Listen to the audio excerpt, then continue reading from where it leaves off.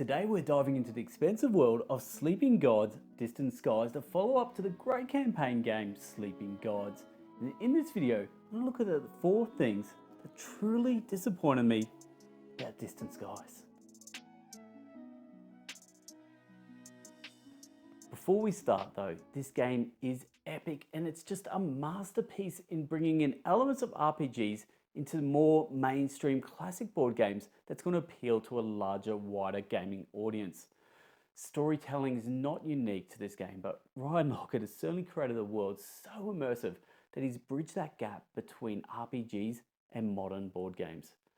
Sleeping Gods was my #1 board game of all time, so I'm 100% justified in making this video.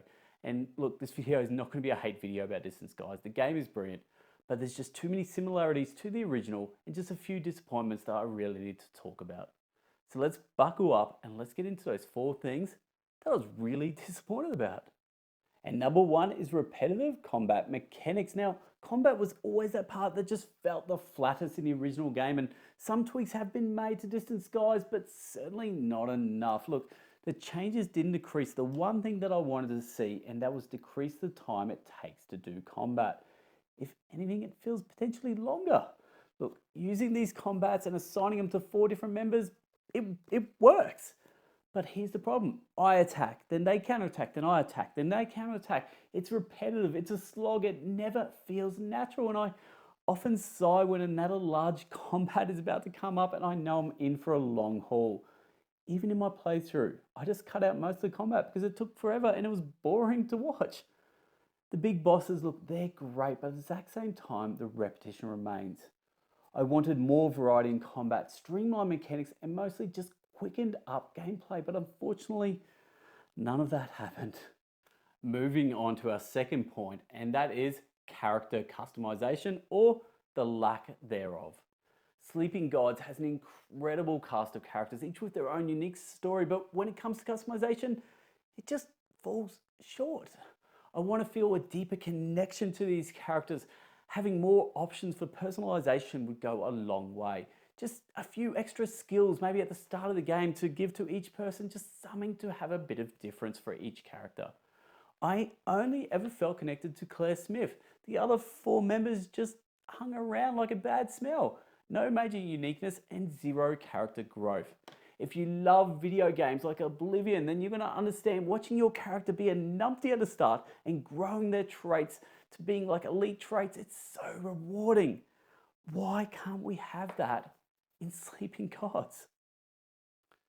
And point #3 is, look, this game is still very much just a solo game. And look, nothing overly wrong with that because it's a solo game at its heart and it works brilliantly at it. You're going to have your 5 available characters that you'll play with and you'll play them all solo and it'll work perfect.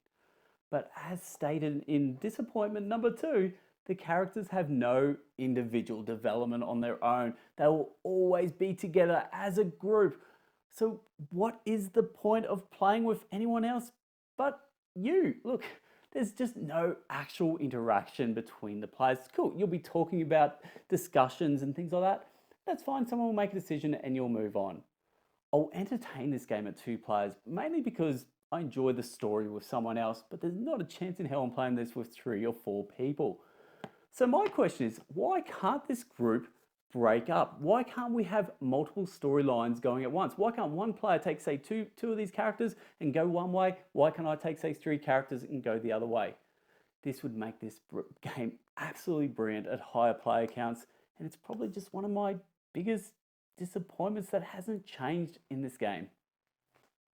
Instant death mode is the way to play Distant Skies. I love it. It's basically when, as soon as your characters die, you have to refresh the whole campaign again and start from scratch. Love this mode, but I have one issue, and this is my 4th disappointment.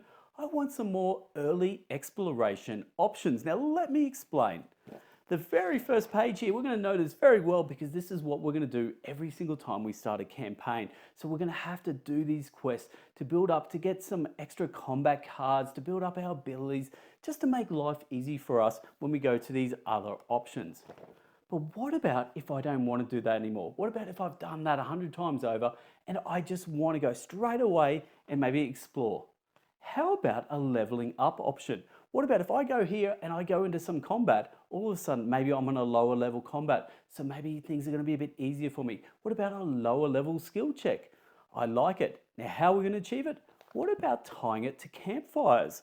Now, I was thinking about this. What about if you haven't done a campfire before? You're going to have a lower level combat. You're going to have a lower level skill check.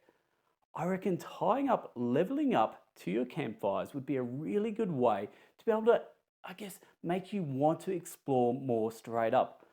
I don't want to keep grinding this over and over again. I know what's here. I don't want to do it again. I don't want to do it anymore. I want to find new adventurous ways to enjoy this game. So that is my number 4. People who like instant death mode, give us some options. Maybe leveling up. Is that the answer? Anyway, look, that's it from me. Look, hopefully you enjoyed these 4 things that disappointed me about this game. But look, it's definitely not a hate video. I freaking love this game. I love both those games. Look, if you've never played a solo campaign game, please do yourself a favor, get this because it is just brilliance. Now, leave a comment below. What would you do to improve Sleeping Gods? Because look, there's probably so many great ideas out there, and obviously, look, Ryan Lockett can't do them all, but hopefully he listens to this and maybe we get a few ideas in Sleeping Gods number 3. Anyway, I'm Hogs. This is the Bangers Project. This is Sleeping Gods, Distant Skies. Till next time, laters.